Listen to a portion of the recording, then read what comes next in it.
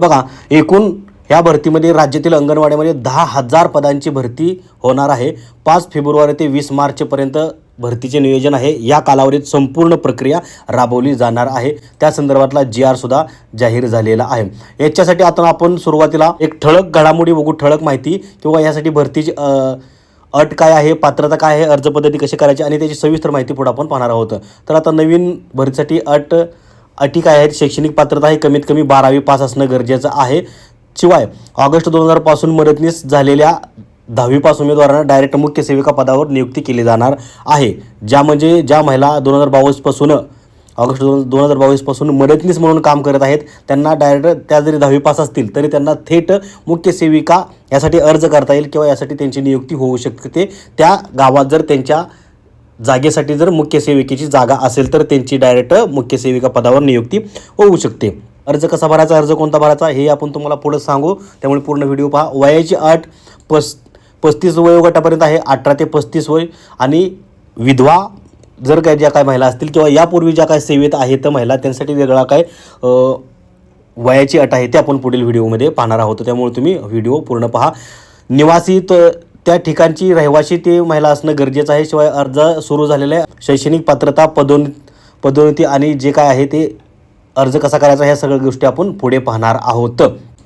तर बघा, राज्यात 10,000 पदे भरली जाणार आहेत. आता अटी व शर्ती काय आहेत GR मध्ये ते आपण बघूया. पदाचे नाव अंगणवाडी मदतनीस, मानधन मिळलं जाणार आहे. मानधन किती दिलं जाणार आहे? पूर्ण राज्यभरात मानधन सेमच आहे, 7,500 रुपये मानधन मिळणार आहे. शैक्षणिक पात्रता आपण पाहिलेली आहे, कमीत कमी 12वी उत्तीर्ण असावा किंवा 12वीच्या समकक्ष वायसेमधून तुम्ही जे काही शिक्षण घेतलं असेल, कोर्स केले असतील, पदवी घेतली असेल तेही 12वी म्हणून तुमचं पात्र धरले जाणार आहेत. वास्तव्याची अट, आता ज्या ठिकाणी तुम्ही अर्ज करताय त्या ठिकाणचं तुम्ही रहिवाशी असणं फार गरजेचं आहे. त्यासाठी तुमचं रहिवाशी दाखला असेल, डोमासाईल असेल किंवा तलाट्याचा दाखला असेल ते सुद्धा तिथं तुम्ही त्यासाठी जोडू शकता. वयाची अट आपण बघितलेली आहे, 18 ते 35 वर्ष वय अट आहे. कमीत कमी 18 आणि जास्तीत जास्त 35 अशा आहे. विधवा उमेदवारांसाठी वयाची अट 40 वर्ष असणार आहे. आता आपल्याला तसा अनेकांचा प्रश्न आला की बाबा ज्या काही मुलींनी आपल्या आईवडिलांसाठी लग्न केलेलं नाही, मग त्या कुमारी आहेत पण त्यांचं वय जास्त झालेलं आहे, 40 वर्ष झालेलं आहे, त्यांच्यासाठी काय? तर सध्या तर GR मध्ये अशा काय कुठेच उल्लेख आलेला नाही. त्यामुळे त्या संदर्भात आपण काही सध्या ठोस सांगू शकत नाही. त्याचा निर्णय आला की आपण नक्कीच तुमच्यापर्यंत पोचवू. ह्यासाठी तुम्हाला शाळेचा दाखला जोडावा लागणार आहे, शाळेचा किंवा 10वीचा दाखला जोडावा लागणार आहे. तर बघा, वयाचं काय आहे? 18 ते 35 वर्ष नॉर्मल आणि विधवा असतील त्यांच्यासाठी 40 वर्ष वय आहे. आता पुढं काय दिलं यांनी? लहान कुटुंबाचा सुद्धा दाखला तुम्हाला जोडावा लागणार आहे की तुम्हाला सध्या हयातीत फक्त 2च मुलं आहेत, हा तुम्हाला दाखला जोडावा लागणार आहे. किंवा तुम्ही दत्तक जरी घेतले असतील तरी त्यासुद्धा हयातच मुलं तुम्हाला असावं लागणार आहेत. भाषेचं ज्ञान ह्या संदर्भातला सुद्धा आपण व्हिडिओ बनवलेला आहे. आपला यापूर्वीचा व्हिडिओ तुम्ही पाहू शकता. यापूर्वीचा पहिला व्हिडिओ तुम्ही पहा, त्याच्यामध्ये सगळं दिलेलं आहे व्यवस्थित. म्हणजे 50%पेक्षा जास्त ज्या अंगणवाडीमध्ये ती भाषा बोलणारी मुलं असतील, म्हणजे मराठी व्यतिरिक्त जर एखादी ह्याच्यामध्ये उर्दू बोलत असतील, हिंदी बोलत असतील किंवा आपली कोकणी आहे, मारवाडी आहे, अशा वेगवेगळ्या ज्या काय महाराष्ट्रातल्या भाषा आहेत त्या भाषा जर बोलत असतील विद्यार्थी मुलं आणि तिथं 50%पेक्षा जास्त ती मुलं असतील तर ती भाषा येणारी महिला त्यासाठी तिथं निवडली जाणार आहे किंवा तिला प्राधान्य दिलं जाणार आहे. त्यामुळे तिला 10वीचं शिक्षण हे तिचं 10वी असावं, असा एक कमीत कमी 10वी किंवा 10वीपेक्षा जास्त असलं तरी चालू शकतं, कमीत कमी 10वी असावं. पण हा भाषेच्या संदर्भातल्या मुद्द्यासाठी हा विषय आहे. आता पुढं विधवा उमेदवारबाबत, उमेदवार विधवा असल्यास विधवा असल्याचे प्रमाणपत्र त्यांना जोडावं लागणार आहे. स्वयंघोषणा प्रमाणपत्र जोडावं लागणार आहे. सोबत पतीचे मृत्यूचे प्रमाणपत्र जोडावं लागणार आहे. उमेदवार अनाथ असल्यास सक्षम प्राधिकाऱ्यांचे प्रमाणपत्रसुद्धा जोडावं लागणार आहे. बदली, अंगणवाडीचे कर्मचाऱ्यांची बदली ही कुठेही होणार नाही. सोप्या भाषेत ज्या भागातला तुम्ही रहिवासी असाल तिथंच तुम्हाला कायमची तिथं नोकरी करावी लागणार आहे. तुमची बदली कुठेही होणार नाही. शिवाय प्रवास भत्ता अनुज्ञेय राहणार नाही. हा सुद्धा एक ह्याच्यामध्ये नियम आहे. आता प्रवर्ग काय आहे बघा, अनुसूचित जाती, अनुसूचित जमाती, इतर मागास प्रवर्ग, विमुक्त जाती, भटक्या जमाती, आर्थिकदृष्ट्या दुर्बल घटक, विशेष मागास प्रवर्ग, सामाजिक व शैक्षणिकदृष्ट्या मागास प्रवर्ग या उमेदवारांनी सक्षम प्राधिकारी यांनी साक्षांकित केलेल्या प्रमाणपत्राची प्रत जोडावी. म्हणजे जातीचा दाखला जोडावा. ज्या जातीचा आहे तो त्यांनी आपल्या जातीचा दाखला जोडायचा आहे. अशी ही एक प्रवर्गाची अट आहे. अनुभव, शासकीय यंत्रणेतील एकात्मिक बालविकास सेवा योजनेअंतर्गत अंगणवाडी सेविका, मिनी सेविका, मदतनीस म्हणून कमीत कमी 2 वर्ष अनुभव असल्यास सक्षम प्राधिकाऱ्यांच्या साक्षांकित प्रमाणपत्राची प्रत सोबत जोडायची आहे. म्हणजे ज्यांना अंगणवाडी सेविका, मिनी सेविका, मदतनीस ह्याचा अनुभव आहे त्यांना हे अनुभवाचं प्रमाणपत्र घ्यावं लागणार आहे संबंधित अधिकाऱ्याकडून. त्यामुळे त्यांना थेट वरच्या पदावरती भरती केली जाणार आहे किंवा अंगणवाडी सेविका म्हणून तिथं त्यांचे थेट भरती नियुक्ती केली जाणार आहे. त्यासाठी त्यांना प्रमाणपत्र जोडावं लागणार आहे. जाहिरात प्रसिद्धीचं दिनांक आहे 5 फेब्रुवारी. म्हणजे आजपासून सर्व जाहिराती आता प्रसिद्ध व्हायला सुरुवात झालेली आहे. जाहिरातीच्या अर्ज निघायला सुरुवात झालेली आहे, प्रसिद्ध व्हायला सुरुवात झालेली आहे. आता बघा, अर्ज स्वीकारण्याचा अंतिम वेळ म्हणजे अर्ज करण्याची शेवटची तारीख 18 फेब्रुवारी असणार आहे सायंकाळी 6 वाजेपर्यंत. अर्ज तुम्हाला ऑफलाईन करायचा आहे. बालविकास प्रकल्प अधिकारी, नागरी, जिल्हा सोलापूर पूर्व, 7 गुंजे निवास, Christian housing society, 170 railway line 7 रस्ता सोलापूर. हे सोलापूरसाठी अर्ज आहे. अर्ज ऑफलाईन जमा करायचा आहे. तुम्ही पोस्टानं पाठवा किंवा स्वतः जाऊन तिथं जमा करा, पण अर्ज वेळेत गेला पाहिजे. त्यामुळे या संदर्भात तुम्ही योग्य नियोजन करून काळजी घेणं गरजेचं आहे. प्रत्येक जिल्ह्याच्या स्तरावरती बालविकास प्रकल्प अधिकारी जे काही कार्यालय आहे तिथं तुम्हाला तुमचा अर्ज जमा करायचा आहे ऑफलाईन जाऊन. अर्जाची प्रत, अर्ज कसा आहे, अर्जाचं फॉर्मॅट, अर्जाची प्रिंट कुठे मिळणार, कसं हे आपण पुढे तुम्हाला व्हिडिओमध्ये सांगणार आहोत. प्राथमिक यादी, आता बघा ह्याचं वेळापत्रक सुद्धा आपण आपल्या चॅनलवरती यापूर्वी टाकलेलं आहे. त्याचा शॉर्ट सुद्धा बनवलेला आहे. तुम्ही शॉर्टमध्ये जाऊन पाहू शकता. ह्यांचं शेड्यूल कसं आहे, वेळापत्रक कसं आहे. अर्ज स्वीकारण्याची तारीख 18 फेब्रुवारीपर्यंत आहे.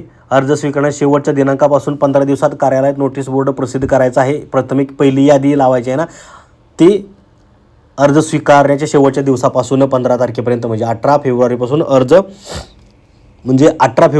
अर्ज पहिली यादी लागली जाणार आहे. बरं, यादीला जर तुम्हाला जे काय हरकत कशी घ्यायची, कोणत्या संदर्भात हरकत घ्यायची यावरचा व्हिडिओ पहिल्या व्हिडिओमध्ये बनवलेला आहे, माहिती दिलेली आहे, ते तुम्ही पाहू शकता. 10 दिवसात तुम्ही हरकत घ्यायची आहे. ह्याचं वेळापत्रकसुद्धा तुम्ही तिथं पहिल्या व्हिडिओमध्ये पाहू शकता. प्रतीक्षा यादीसुद्धा याच्यामध्ये जाहीर केली जाणार आहे. जर उमेदवार हा नियुक्ती दिनांकाच्या आदेशापासून 30 दिवसांमध्ये रुजू झाला नाही किंवा अपात्र ठरवण्यात आले तर प्रतीक्षा यादीतील गुणानुक्रमानुसार देण्यात येईल व सदर प्रतीक्षा यादी निकाल जाहीर झाल्यापासून 1 वर्षापर्यंत वैध राहील. म्हणजे हरकत घेतल्यानंतर 1 वर्षाच्यावरती प्रोसेस चालणार आहे. निवड प्रक्रियेविरुद्ध तक्रार व अपील, जर तुम्हाला काय करायचे असेल तर निवड संदर्भात कोणत्याही उमेदवाराची त्याच्यावर अन्याय झाल्याची तक्रार असल्यास निवड यादी घोषित झाल्यापासून 30 दिवसाच्या आत माननीय विभागीय उप आयुक्त महिला व बालविकास पुणे विभाग यांच्याकडे तक्रार दाखल करता येईल. नंतर प्राप्त झालेल्या तक्रारीची कोणत्याही परिस्थितीत दखल घेतली जाणार नाही. कागदपत्राच्या प्रती काय काय जोडायच्यात हे पुढे आपण सविस्तर तुम्हाला सांगू. इथं शॉर्टमध्ये बघू. अर्जासोबत जोडलेल्या कागदपत्राच्या प्रती सक्षम प्राधिकाऱ्याने संक्षेपित केलेल्या असाव्यात. म्हणजे ओरिजिनल असाव्यात किंवा ओरिजिनल तुमच्यासोबत असावा आणि त्याची जाहिरात असावी आणि त्याच्यावर तुम्ही सही शिक्का असावा. म्हणजे साक्षांकित राजपत्रित अधिकारी किंवा माध्यमिक शाळांचे मुख्याध्यापक यांच्याकडून किंवा प्राचार्य किंवा विशेष कार्यकारी अधिकारी यांच्याकडून सही शिक्का घेतलेला असावा. तर बघा, आता अंगणवाडी सेविकेसाठी अर्ज कसा भरायचा, अर्ज कसा करायचा हे आपण आता पाहणार आहोत. तर बघा, अर्जाची प्रत तुमच्याकडे आहे. अर्जाची जाहिरात काढून घ्यायची आहे, प्रिंट काढून घ्यायची आहे. त्यानंतर तुम्हाला तो अर्ज ऑफलाईन जमा करायचा आहे.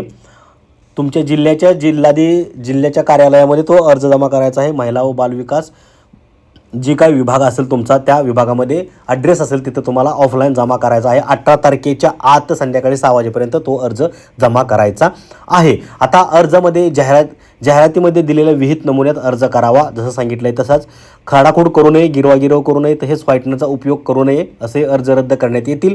अर्ज सादर करतेवेळी सर्व आवश्यक कागदपत्रे सोबत जोडावी. अर्ज सादर केल्यानंतर कोणतेही कागदपत्र प्रमाणपत्र घेतले जाणार नाही. त्यामुळे सुरुवातीला जे काय द्यायचे ते व्यवस्थित द्यायचं. उमेदवारांनी विवाहपूर्वीचे नाव व विवाहानंतरचे नाव या दोन्ही नावांची व्यक्ती एकच असल्यास राजपत्र किंवा 100 रुपये स्टॅम्प पेपरवर प्रतिज्ञापत्र यापैकी एक अर्जासोबत जोडणे आवश्यक आहे. म्हणजे तुम्ही असं असतं की काही त्या मुलीचं लग्न झाले परंतु त्या सासरी तिचं नाव लागलेलं नाही, अजूनही त्या माहेरचंच नाव आहे त्याच्या ह्याच्यावरती, परंतु त्यांनी जर लग्नात सर्टिफिकेट काढलेलं आहे, मॅरेज सर्टिफिकेट काढलेलं आहे, तर ते मॅरेज सर्टिफिकेट सोबत जोडायचं आहे आणि सोबत तुम्हाला 100 रुपयाचा स्टॅम्प सुद्धा जोडायचा आहे की मी अशा अशा व्यक्तीची पत्नी आहे, आम्ही दोघं नवरा बायको आहोत आणि स्टॅम्प हा आमचा आहे, आम्ही त्याला सर्टिफिकेट लग्नाचं सर्टिफिकेट जोडलेलं आहे असं तुम्हाला तिथं प्रतिज्ञापत्र सादर करावं लागणार आहे. त्यानंतर बघा, अंतिम दिनांकानंतर आलेल्या किंवा डाकेद्वारे पोस्टाद्वारे विलंबाने पोहोचलेल्या अर्जाचा विचार केला जाणार नाही. जर तुम्ही पोस्टानं जर अर्ज पाठवणार असाल तर पोस्टानं जर उशीर झाला तर त्याचा सुद्धा ग्राह्य धरलं जाणार नाही, त्यामुळे तुम्ही कोणालाही दोष देऊ शकणार नाही. तर अगोदरच ह्याची काळजी घ्या. अंतिम दिनांकानंतर पोचला तर तुम्हाला त्याचं स्वतः जबाबदारी घ्यावा लागेल, त्यामुळे तुम्ही स्वतः जाऊन जमा केलेलाच परवडेल. शिवाय अंगणवाडी मदतनीस यांना शासन नियमानुसार दरमहा मानधन देय आहे. शासकीय नियमानुसार एकत्रित मानधन वेळोवेळी करण्यात आलेली वाढ नियमानुसार अनुज्ञेय राहील, म्हणजे वेळोवेळी जे काही वाढ होईल ते तुम्हाला मिळत राहणार आहे. मात्र मानधनाव्यतिरिक्त कोणत्याही सरकारी भत्ते सवलतीचे अनुज्ञेय राहणार नाही, कोणतेही भत्ते तुम्हाला मिळणार नाहीत. अंगणवाडी मदतनीस हे मानधनी स्वरूपाची पद आहे. सदर पदास बदली, सेवानिवृत्ती, वेतनवाढ इत्यादी शासकीय सवलती अनुज्ञेय नाहीत, मिळणार नाहीत असं त्यांनी सांगितलेलं आहे. फक्त तुम्हाला पगार मिळेल, याच्या व्यतिरिक्त काहीच मिळणार नाही. निवड प्रक्रिया कशी आहे? 30 जानेवारी 2025 शासन निर्णयात नमूद केलेल्याप्रमाणे, म्हणजे गुणाची टक्केवारी, गुण कसे आहेत ह्याच्या संदर्भातला व्हिडिओ आपण पाठीमाग बनवलेला आहे, ते व्हिडिओ तुम्ही पहा. तुम्हाला किती गुण मिळणार आहेत, किती गुण मिळतील हे तुम्हाला तुमच्या गुणावरून अंदाज येईल. तर त्यासाठी तो व्हिडिओ तुम्ही पाहू शकता. या गुणानुसार, निकषानुसार तुम्हाला किती गुण मिळणार आहे, तर 12वीमध्ये किती गुण मिळले, किती टक्के गुण असतील तर किती गुण मिळणार, असं एक आहे. हा पूर्ण सविस्तर आपण हा जो कॉलम आहे तो सविस्तर तिथं व्हिडिओमध्ये सांगितलेला आहे. तुमचं MSCIT किंवा CCC झालेलं असणं फार गरजेचं आहे. पत्रव्यवहार काय? भरती प्रक्रियेसंबंधी अर्जदारास कोणताही पत्रव्यवहार केला जाणार नाही. सर्व सूचना जाहिरातीमधील अटी व शर्तीप्रमाणे असून वेळोवेळी सूचना कार्यालयावर, नोटीस बोर्डावर लावण्यात येतील. तुम्हाला पत्रव्यवहार किंवा मेल मेसेज काही येणार नाही. इतर भरतीप्रमाणे ऑफलाईन सगळं तुम्हाला बोर्डावर सगळं नोटीस लावलं जाईल. सेवा संमतीची 60 वयाची अट आहे. अट म्हणजे सेवा संमती, तुमचं निवृत्ती कधी होणार आहात तुम्ही? वयाची 60 वर्षे होईपर्यंत किंवा त्या शारीरिकदृष्ट्या काम करण्यास सक्षम नसल्यास, यापैकी जे आधी घडेल तोपर्यंत तुम्हाला यासाठी नोकरी करता येणार आहे, पण तुमचा पगारही वाढत राहणार आहे. 60 वर्षापेक्षा जास्त किंवा तुम्हाला काय झालं, शारीरिकदृष्ट्या तुम्ही सक्षम नसाल तर त्यापैकी दोन्हीपैकी एक ठरवलं जाणार आहे आणि त्यानुसार तुम्हाला तिथे कार्यकाळ तुमचा त्या कामाचा ठरवला जाणार आहे. भरती प्रक्रिया कशी असणार आहे? सदर भरती प्रक्रियेत नमूद पद संख्येत बदल करण्याचा अथवा संपूर्ण भरती प्रक्रिया कोणत्याही टप्प्यावर रद्द करण्याचा पूर्ण अधिकार बालविकास प्रकल्प अधिकारी, नागरी, जिल्हा सोलापूर पूर्व यांना असेल. ही भरती बालविकास प्रकल्प अधिकारी यांच्या अंतर्गत राबवली जात आहे. इथं जे काही शासन निर्णय आहेत ते इथं दिलेले आहेत. या सर्व 3-4 शासन निर्णयाच्या आधारावर ह्या काय अटी नियम सगळे लागू आहेत.